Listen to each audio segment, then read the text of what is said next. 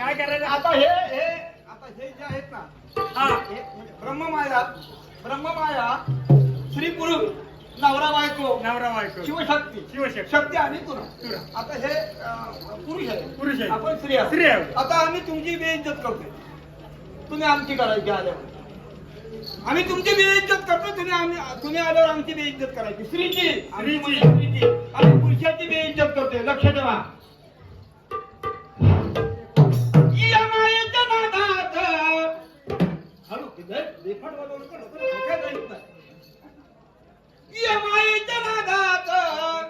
तो इंद्र बसला, तो इंद्र बसला आणि इंद्र बसला.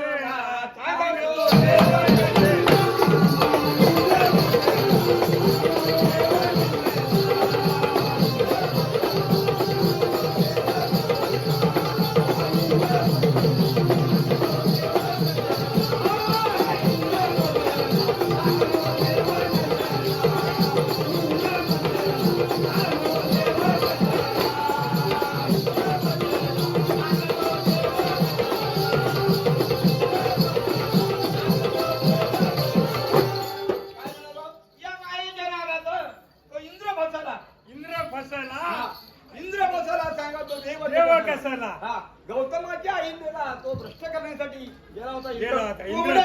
रूप घेऊन मोराचं आणि कोंबड्याचं रूप घेऊन गेला आणि हरवला. म्हणून आईला गौतम ऋषी स्नानाला गेले आणि त्याने आईलेला कशी फसवली. त्यामुळे परिणाम काय झाला? गौतमाच्या आईलेला बघा त्याने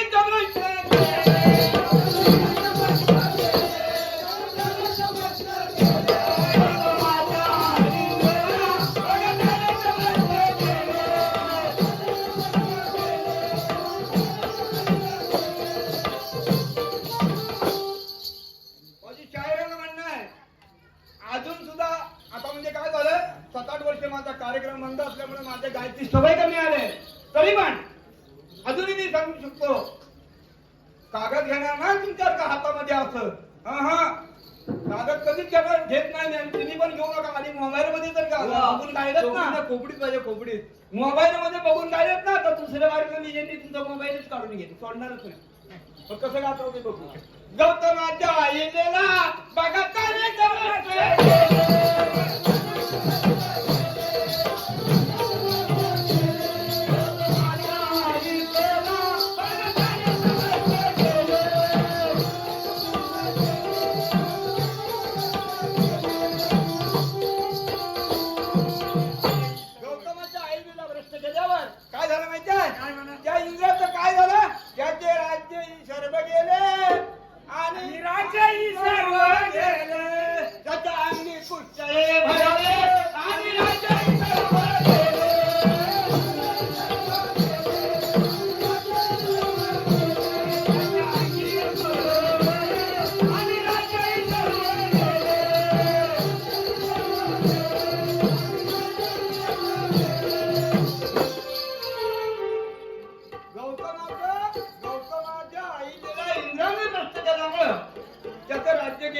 आणि अंगावर पुष्ट भरलं.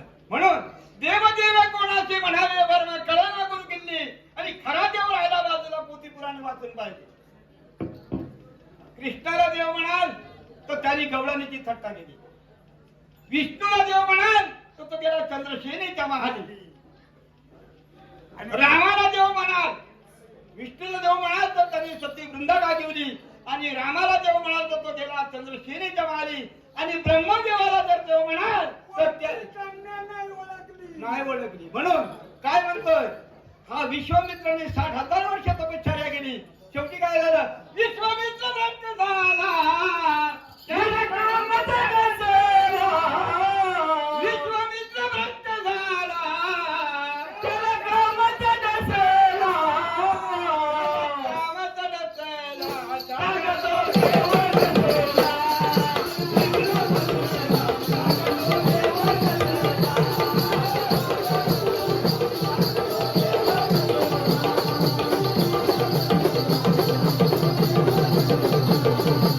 Yeah.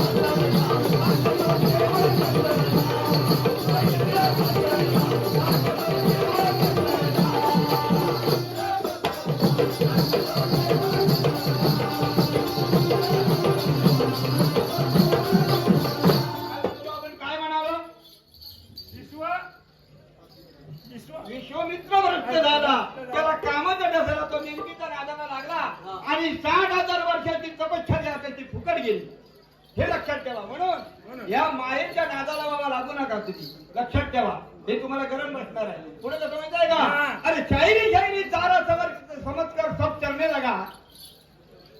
शायराला बोलते मी, शायरी शायरी चारा चमत्कार सब चरने लगा और जिनको शायरी आती नहीं वो भी शायरी करने लगा. चाललंय शायरी करायला. पुढे महादेव बडा देव सब देव का बाबा, महादेव बडा देव सब देव का बाबा और भिल्ली के पीछे लगा तो करता है तोबा तोबा. है ना माहिती? महादेव देव तो मोठा भूल गेली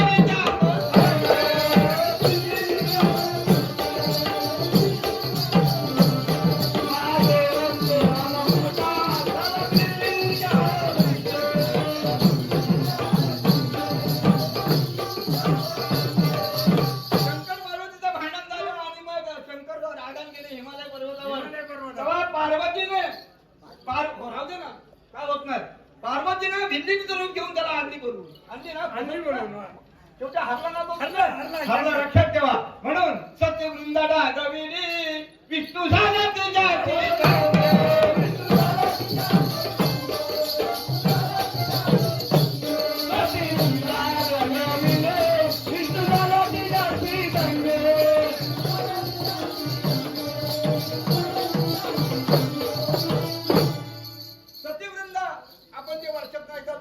आपल्या सर्वांना माहिती आहे ही वृंदीची कथा. विष्णूने जालिंदरला मारण्यासाठी वृंदीला प्रश्न केला आणि आज आपण तिने शाप दिल्यामुळं दरवर्षी आपण तुळशीचे लग्न लावतो ना, ही कथा आहे.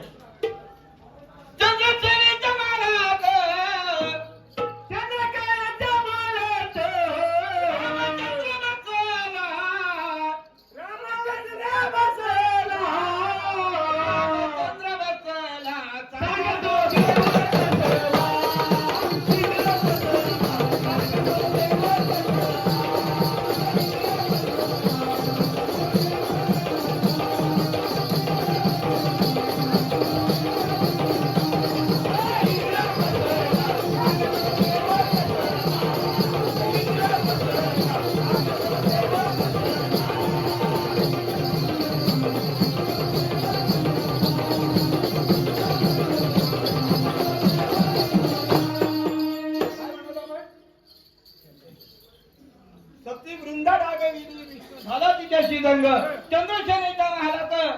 रामचंद्र बसला आणि पलंग मोडला. अपशकून घडलं. हनुमंतानं दिलेलं वचन पलंग मोडला थोडक्यात सांगतो आणि तिथून तो राम त्यामुळे हनुमंताच्या मुळे बसला आणि तर राम पण तेव्हा भ्रष्ट झाला. हा पुढे कसं माहिती आहे का?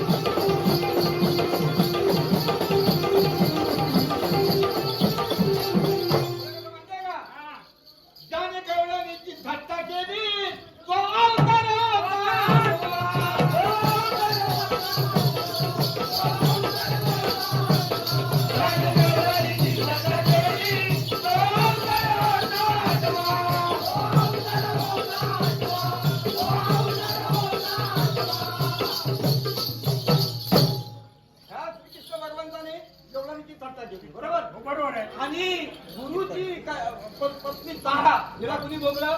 चंद्राने भोगलं. तो अजून पण डाग आहे. मोराची पिसा आहे अंगावर कुष्ठ उठलेलं. ह्यांनी जी प्रतिसृष्टी केली कुणी विश्वामित्राने ती म्हैस आणि नारळी ह्या दोन झाडा या पृथ्वीवर आहेत. म्हणजे हे सगळं आहे आपल्या कलियुगामध्ये. तसं तुम्ही दाखवा. होय. ज्याने गवळ्याची थट्टा केली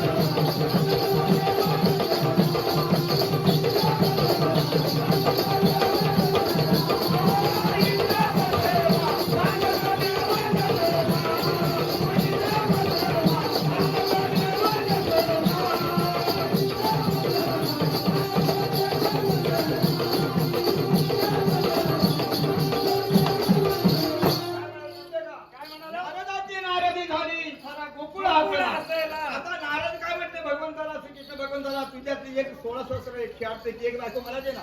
हो ना. म्हटलं जा आंघोळ करून ये. आंघोळ करायला गेला. नारदाची नाती झाली 60 पोरं झाली. 60 पोरं झाली नारदाला.